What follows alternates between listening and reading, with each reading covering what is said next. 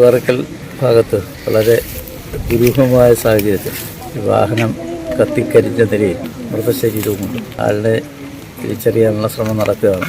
Kollam Anchal ഒഴുകുപാറയിൽ car താഴ്ചയിലേക്ക് മറിഞ്ഞ് കത്തിയ നിലയിൽ കാറിനുള്ളിൽ കത്തിക്കരിഞ്ഞ നിലയിൽ മൃതദേഹവും കണ്ടെത്തി. കാർ കത്തിയ സംഭവത്തിൽ ഒഴുകുപാറക്കൽ സ്വദേശി ലെനീഷ് റോബിൻസാണ് മരിച്ചത്.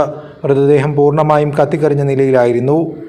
ഇന്നലെ രാത്രിയാണ് സംഭവം. റബ്ബറുകൾ മുറിച്ച പറമ്പിൽ കാർ താഴ്ചയിലേക്ക് മറിഞ്ഞ് കത്തിക്കരിഞ്ഞ നിലയിൽ രാവിലെയാണ് നാട്ടുകാർ കണ്ടെത്തുന്നത്. അബദ്ധത്തിൽ കാർ മറിഞ്ഞ് കത്തിയതാകാമെന്നാണ് പോലീസിന്റെ പ്രാഥമിക നിഗമനം. അതേസമയം സംഭവത്തിൽ എന്തെങ്കിലും ദുരൂഹതയുണ്ടോ എന്നും പോലീസ് പരിശോധിക്കുന്നുണ്ട്. സംഭവസ്ഥലത്തിന് സമീപത്ത് വീടുകളൊന്നുമില്ല.